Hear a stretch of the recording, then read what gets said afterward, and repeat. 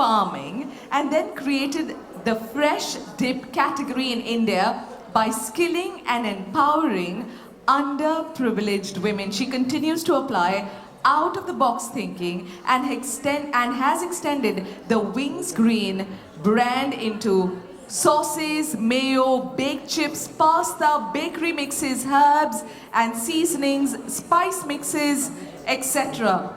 Wingreen's world today also includes a millet muesli brand, Monsoon Harvest, a gourmet sauces brand, Sorcery, and an Indian local snack brand, Postcard. As you all have guessed, founder and CEO, Wingreen's Farms. Please put your hands together for Anju Srivastava.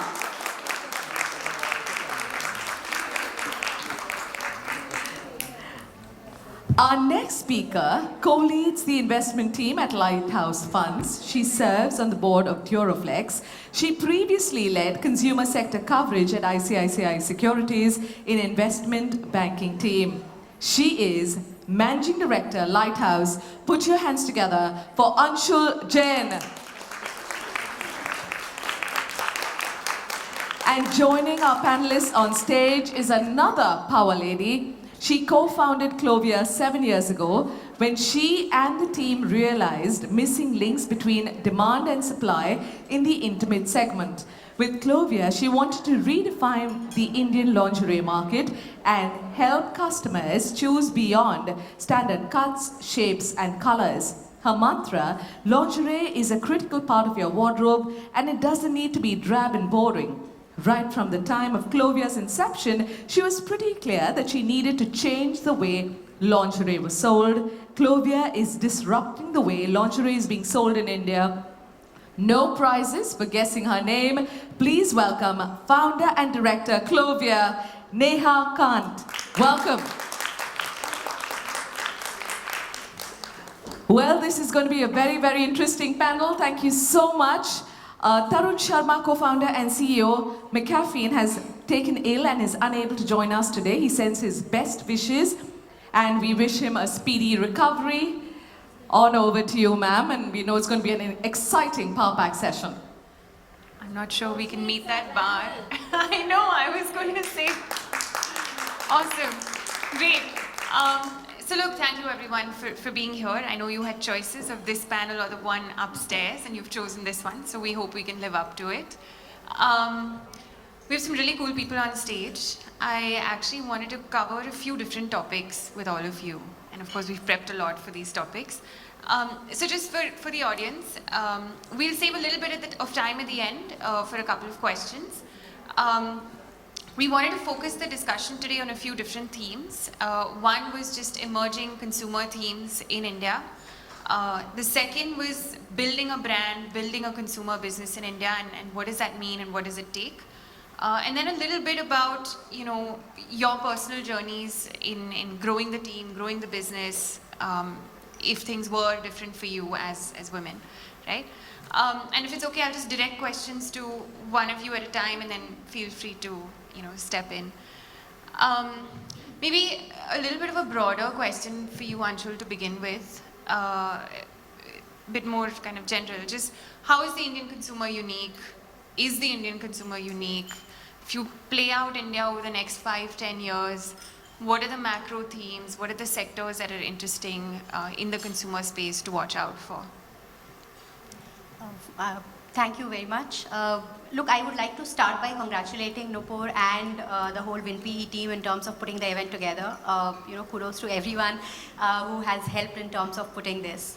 I'm really glad to be here, like you said, Roshni, on Indian consumer is a very, very broad theme. Let me start by putting out some facts which we have heard many times, but look, we can't overemphasize in terms of the importance that they have, right? And then I will come to some of the nuanced things that we are looking in the sector. You know, from our population perspective, I think we all have read the news in terms of we becoming the most populous country in the world. 27 years is the average age, and 50% is the working population. Now one cannot sort of emphasize enough on the advantage it is giving to us compared to any other country in the world. Put that together with the affordability that is coming in hands of those people. Today if you see around, what used to be a very luxurious phenomena earlier has become necessity today, and we are seeing it all across, right? Some of us were talking before this panel on how McDonald's used to be an aspirational brand, and it has become very, very accessible today. And that is something which is really propelling the shift that is happening in the consumer space, a very burgeoning middle class sort of taking it forward. Now those are the macro themes that are helping the consumer sector, and this is a secular journey that is taking us forward. In terms of some of the things that have come about in recent times, in terms of less than 5 years ago, we did not have so much of awareness and accessibility in terms of brands to the population in India in general. That is a phenomena which has happened in last decade or so, and that is taking the whole consumption journey to a different orbit. What do I mean by that is, for example, we had invested in Nykaa about 4 years ago. If you talked to a tier 3 consumer who could afford beauty at a decade ago or so, they had no access to brands, but companies brought, there were access which was brought to these consumers in the smaller towns by platforms like Nykaa. They are very, very aware in terms of what's happening across, and they want to consume those products as well. The other thing that is happening is, India used to be a very savings-driven economy, which means that first savings and then think about consumption. That is a mindset that consumers grew up with. If you look at youth today, it is about living in present, and it is about then saving for future. So it's a balancing act that is happening. And when you talk about living in today, self-care becomes a very important theme that we are seeing emerging across. That is actually pushing a lot of sub-segments, if you look at broader categories, right? When I say sub-segments, there could be things like health foods, which are coming about because it's important to be taking care of one's own self. Travel, tourism, for example, has really taken wings because experiences have become a very important part of, youth's journey today. So that is one big theme that we are seeing as emerging. The other theme that we have seen is just how brands have interacted with the consumers. So earlier, even if you were a unique brand, there were not so much of avenues to reach out and communicate to your audience, which could be very micro. But with the onset of social media, again, in last decade or so, you can actually target your audience very nicely with, either a channel like YouTube or with the help of Google. You are able to target your audiences very nicely, and that again in your specific area sort of helps you reach out to the consumers that you have. Now that is really helping some of the brand move forward. Those are some of the broad trends that we are seeing as we look at the consumer journey. No, super helpful, Anshul. I know that this is your bread and butter to stay on top of this, so thank you for sharing this with us. Maybe a question for Neha.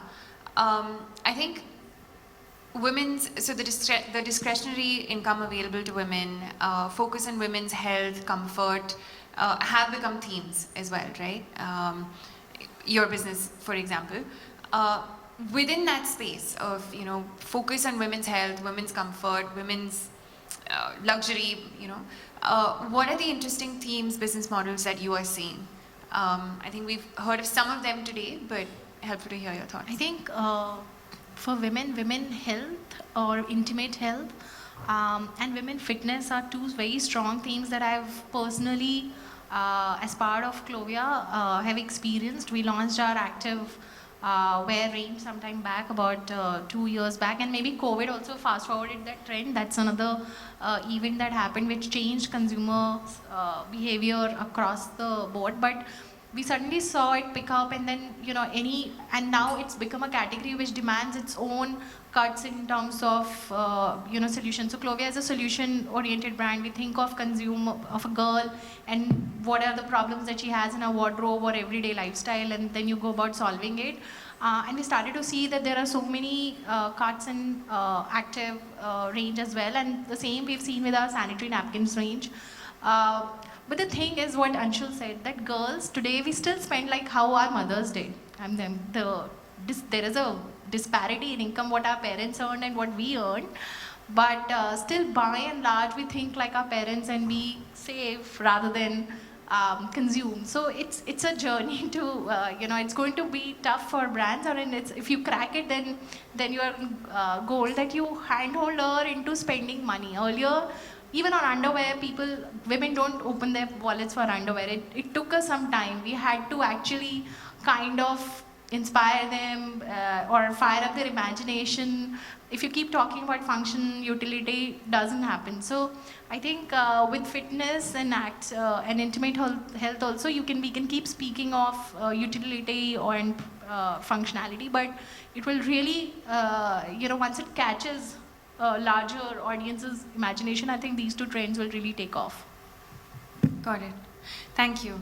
And maybe on the subject of themes, perhaps, Anju, this question for you. I think the theme of socially transformative business has been something that I think for decades, we've been talking about. Your business is one of them, right? Do you feel the tension between business and social good? Do you feel like businesses like yours are scalable? Is this a way that we should think about or investors should think about in investing in going forward? Yeah. So Wingreens, as many of you may not know, started as a farming business. And the purpose of Wingreens was to empower farmers and underprivileged women. And the WIN in Wingreens stands for the Women's Initiative Network. So we started as a social enterprise or socially transformative business, and that's what we still stand for. Coming from advertising and used to brand building all my life, that was a natural thing to do. And it really helps to create a brand, and not just one. Now we've got 5 brands, which are Wingreens, Raw Pressery, Monsoon Harvest, Sorcery, and Postcard.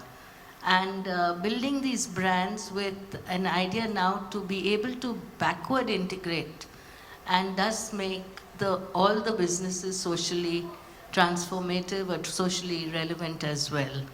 I personally would suggest this model to everybody, because where we are today is because we have been socially transformative, not that there's been a tussle at all. There's several things that a socially transformative business actually gives you that other business ideas that come up, because we find a gap in the market, or we find we want to build a brand for being able to do something really big. When there's a deep purpose behind what you are building, actually you'll be surprised at the number of benefits that suddenly keep emerging as you go along. So because we started as a farming business, we understood food right from the soil. So the flavors that go into our product, the taste of our food, and now the taste of our beverages, which is why we acquired Raw Pressery, because we thought they had the same taste as the fruit on the tree. And, so there's a richness in your products. There's a feeling which cannot come by simply making or innovating products in a lab.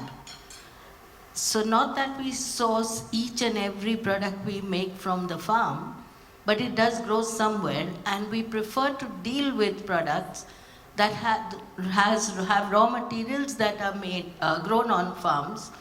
There are several products which are not grown on farms, colas for instance. So we prefer to deal with products that can be sourced from farms or grown by us at the farms. We minimally process those products so that we are able to keep the taste intact. It's just like anyone would do at home. And the other benefit that comes is that today's consumer is, especially the youth, the Gen Z and the millennials who are our target audience, are extremely socially sensitive. I have never seen a time when people are thinking a lot about society, the planet, and doing good. So if they have a choice between two similar brands, and one is socially relevant and one is not, they will go for the socially inclusive brand. And that is something which I feel will actually help build a bigger brand. And the loyalties that it forms with customers. I mean, we have so many customers who don't even know what we do on the back end. But we are going to unveil this over time, because first you want to win customer trust through the quality and taste of your product. And then you unveil how much they are contributing to society as they are enjoying the products that they're having. And that's all you need to do to really contribute to society, is to enjoy what you're eating or drinking. So that's the second benefit that really comes through, or we've got from here. And the third benefit that's really interesting that we've got from being socially transformative is the fact that we cut out a lot of middlemen. We cut out so much unnecessary cost, which if you thought like just building a brand or making a product, you have so many more things in the middle and they're so out of your control. So you'll end up spending more. So we have a much higher GM because we think differently. And like I said, we don't source everything that we use from the farm that we run. But the fact that we think like that also ensures that we're constantly comparing the price of our ingredients to what it would cost us to grow them. So your thought process, your DNA, everything changes. But more than anything, it is the love and the blessings of the people whose lives are changing, of the society that is being uplifted, that really goes a long way. Each of our dips is still made with the same ladies who made it to begin with. And they were in Ghungats. And they were not allowed to move out of their Ghungats, forget their home. They started making our dips, they still make our dips. And, it's got love in return from the consumer. So I would truly, truly say that actually a socially transformative business can be much bigger and more profitable than a non-socially transformative business. No, those are powerful words, Anju. Maybe a question for Neha and Anju, and then we'll do a follow-up with you, Anshul. Your companies are getting bigger, your brands are getting bigger. You had a vision when you started. As you get bigger, how do you think about what do you do yourself? What do you have other people do? How much of the brand identity, product, do you want to do yourself? And how much does, as an entrepreneur, how much does control matter? How much does giving it away matter? Either. I think this is a question that you answer every day and not not just once because you basically will have your finger in every pot, but so for brand, I think you start with the branding. Brands are emotional beings themselves, and they take on, that's my personal learning, may not be true for everyone, but they take on the personality of people behind them, and it's a collective personality. So how we did it at Clovia is, of course, how I saw Clovia and what it meant for me. Didn't matter beyond a point, but what we did was, or we got a lot of these girls who I thought vibe with the brand thought. Our brand thought is the brand is centered around joy. It's a culture of happiness. So you don't just make it like she introduced. Don't make it drab and boring. Keep it fun and quirky. So we got a lot of these quirky women. Our target were millennial women. So earlier they were millennials, but today there are a lot of Gen Z in my office. And I think that having this team, which is a part of our customer set itself, really helps to take the brand forward. A brand needs to stay relevant year after year. We've grown older. We started with millennials, but today Gen Z are buying from our kitty, and like ma'am said, with Gen Z, the thing is that you can't just sell brand message, brand attributes, and so on. They need a mission in life as well.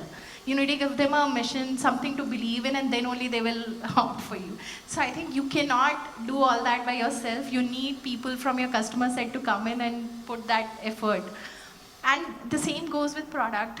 The same goes with a bit of tech as well, where you need new age thoughts, the new age technology thoughts to come in.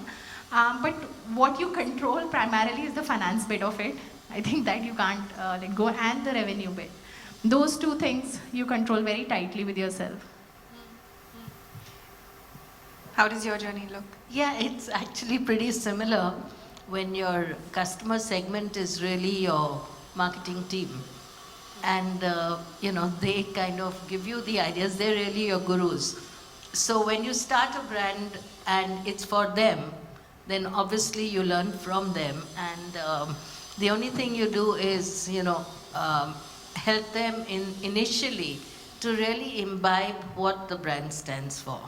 So our marketing team, very interestingly, we don't write content or draw content, we harvest content. We sow content. They work with the farmers and the agronomists. And, they cook themselves. They actually are the real consumers, but they go out of their way to, they're totally in love now with the whole theme and the concept and all. So they're completely independent because, they're doing it 24/7. Even if you tell them go sleep, they won't. They'll keep working.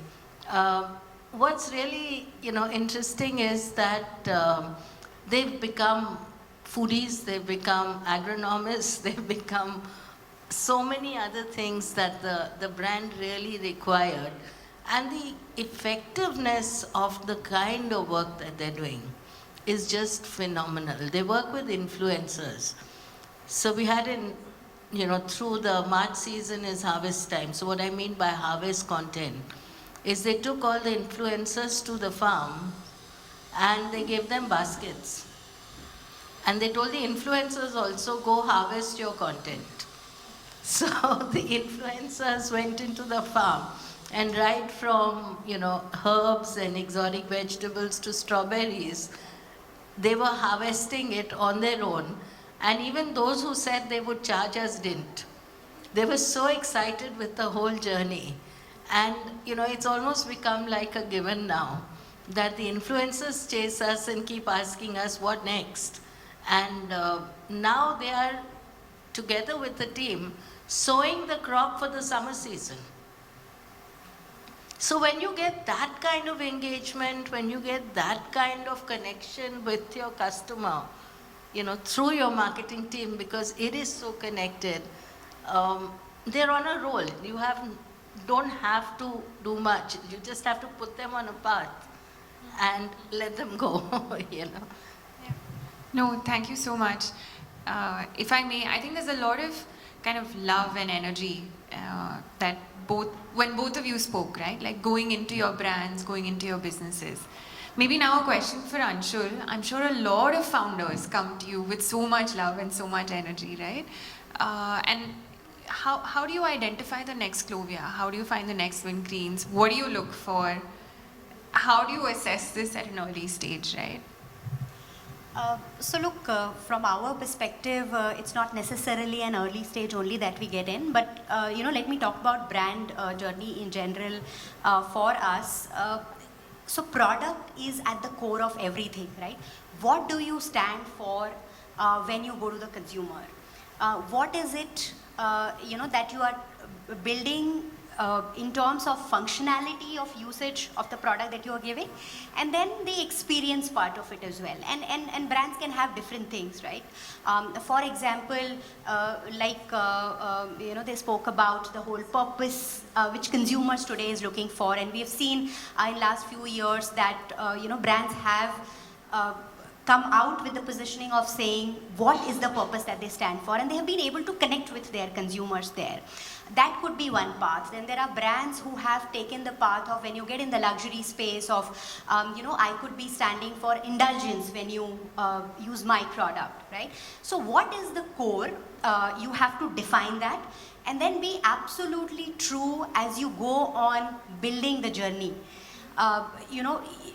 Like we know, Coke once tried to change their recipe and it did not work very well. So you build a consumer base which is very loyal to what is it that is true for your brand. So that is very important for us as an investor, because on that you start the journey slow, but it's a long-term journey, right? I mean, Rome wasn't built in a day, and neither does a brand does, right? So to that extent, we look at long-term sustainable journeys. It is not about very fast growth in the early days and then you sort of start to stabilize. That never happens. You have to look at it in terms of going forward. You continue to mean the same thing to the consumer. That is one. The second is, once you have built the brand to a certain stage, it is important to build a loyal consumer base. What do I mean by that? Is that, you cannot go on digging the well. There is a core consumer set that you have created. Do they continue to be with you in your journey? And that comes by in the repeat behaviors of the consumer. So it's very important, whether you are in a traditional business or you are reaching the consumers through the new age channel, or you are a digitally native brand and straddling across channels today. Wherever you are, it's important that you are able to get the consumer to continue to buy again and again. And there are metrics which one can track, right? I mean, if you are going through website, you look at cohorts. If you are going through traditional doors, there are various sort of ways in which you can figure that out. It's more for the company. Of course, it's important for us as an investor, but it's also more for the company for their long-term journey that we encourage them to look at the metric.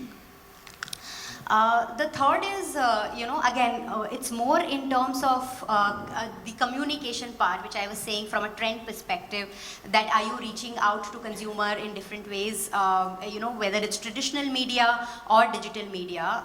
Some of the companies which have been traditional have focused a lot more on traditional media, but it's important to be with the times and figure out what is best way in terms of giving you maximum reach, right? So a mix of reaching out to consumers in terms of traditional and digital is what people have found their balance in, and that is another thing that we look at, because look, and what we find is, from a mindset perspective, wherever the business got started is the mindset that entrepreneur has carried. So if it's a traditional entrepreneur, started the business 10, 20, 30 years ago, they typically go back to saying, okay, can I use the OH, can I use the print ads and stuff like that. But it's important to figure out the consumer. If influencer is, for example, the best way to reach them, you also innovate there, right? And tell your story.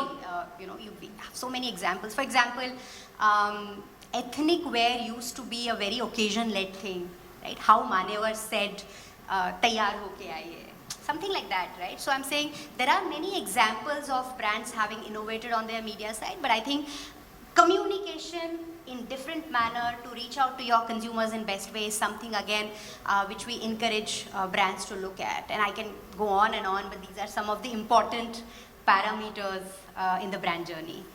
Sure. No, thank you. Thanks, Anshul. Maybe the last question from me, and then we'll open it up to the audience. I'm sure it's a question you've been asked before. Sorry for asking it again for this audience. But how has your journey been impacted, as a woman? Has it presented opportunities? Has it presented challenges? Any advice that you have for women who are perhaps at a younger or more junior tenure and how they should think about their journeys? And that's a question for all of you. I think for me it's very obvious. I was in women underwear industry. I don't think men did. They had been doing this. My first pitch was, see, men can't sell women underwear. We need women to do this. So mine is a pretty obvious answer. But I think one thing I've noticed is that I think close to 70% or more of my peers, women classmates from school and college have fallen out of workforce. For a variety of reasons. I don't know what it is, but they have, and I hear quite a bit from them on how you persevered on the career path and rewarded you, etc. I think events like these and what ma'am you've done, you've shown people. I think all this sets a good example for generations to come, and I think we've got and one thing which I tell women is that the good thing about glass ceiling is that it takes a bit of an effort to crack it, but once you crack it, you are really on the golden side, because nowadays nobody says we want men on our panel. Everybody says that we want women on the panel, please come. Even when I say I'm busy, I want one of the other co-founders, let me ask Pankaj or Abhay to come. They say, no, we want women on panels. So I think we are on the good side of diversity this time.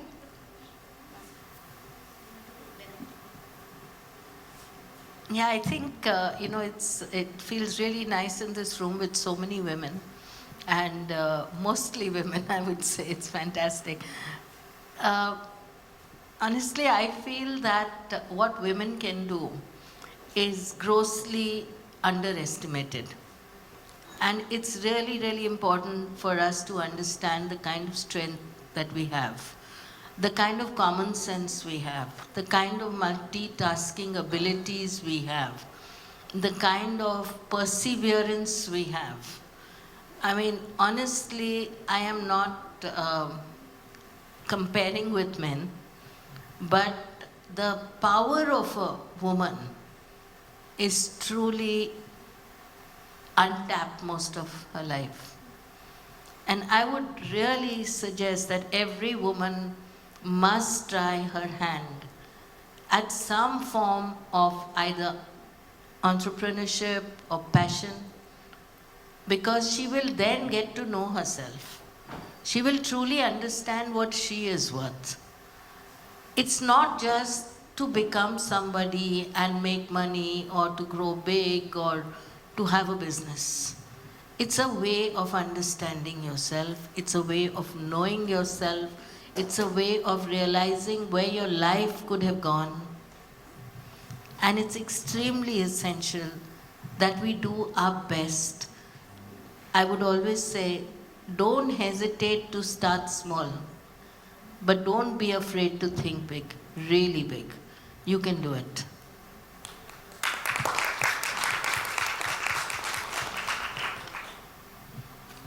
So, look, from, I think Anju has summarized it so nicely in terms of don't be afraid to think big. And that's where I started as well. And my story is similar there in terms of a lot of my classmates sort of fell out of the professional journeys.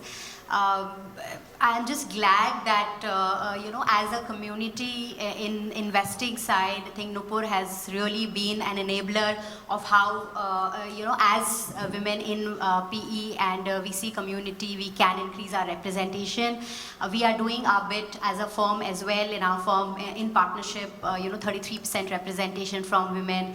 In team in general, more than 40% representation in women, from women. And I think as we continue to help support each other, the tribe is only growing bigger. So I'm just happy to see the representation we have here today.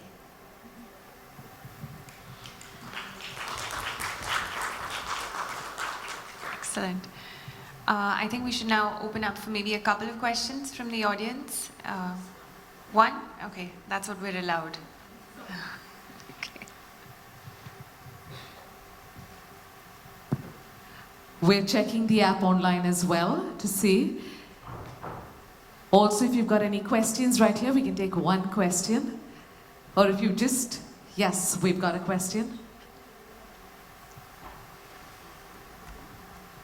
Okay, so the question is, as an entrepreneur, what was the biggest challenge that you faced? Something that made you almost say, you know, this is it, I can't do it, and how did you overcome it? I think in my journey, at least, there hasn't been a day of this is it, I'm done, thankfully. Because somehow we always saw progress. I don't mean sales and growth in sales, but there was some progress somewhere, wherever we were getting stuck. But there were a lot of macro events which, where, you know, you almost had a near-death experience as a business. So I think first was demonetization, when it just took cash out of customers' hands, and then you had, so it was a long cycle of almost 3-4 months to recover from. A lot of businesses similar to us in fashion, apparel, e-commerce space folded at that time, couldn't recover. Then soon after GST reforms came, and which also impacted our industry at least quite a bit. And then COVID, everybody understands. Some people came really on top of it with flying colors. We were one of them, thankfully, but many more didn't survive. But these 3 events, I think I will always remember how, you know, you woke up in the morning and saw like your creditors bill, and then saw your cash flow, and suddenly, you know, everything went dark, and then you said, okay, one more day, and then got back. Yeah, I think I can totally resonate with that. Yeah, but what I've seen is there are, you know, many challenges, and you keep feeling what will happen sometimes, what will happen tomorrow. But I think entrepreneurship is like a ball. The harder you throw it down, the higher it bounces. So, you know, I mean, I would say I have always seen that the tough times have actually led to much bigger successes if one is stuck by. So. Thank you so much, Anshul, Anju, Neha. Are we allowed another question? She promised she's going to meet you all offline and take it, but she's Okay. going to connect with you all for sure. Is that a promise? All right. Thank you so much for being here. Thank you for hosting us, and thank you, Nupur, for giving us this forum. Really appreciate it. We now welcome on a stage Aditi Kumar and Pooja Parmar, requesting our panelists not to step off, because we've got a beautiful takeaway, this very specially crafted bag filled with goodies for you all. So please put your hands together for Neha Kant, Anju Srivastava, Anshul Jain, and Roshni Rathi, our moderator. Thank you. A group photograph, please, with our Wimpy ambassadors who join us on stage.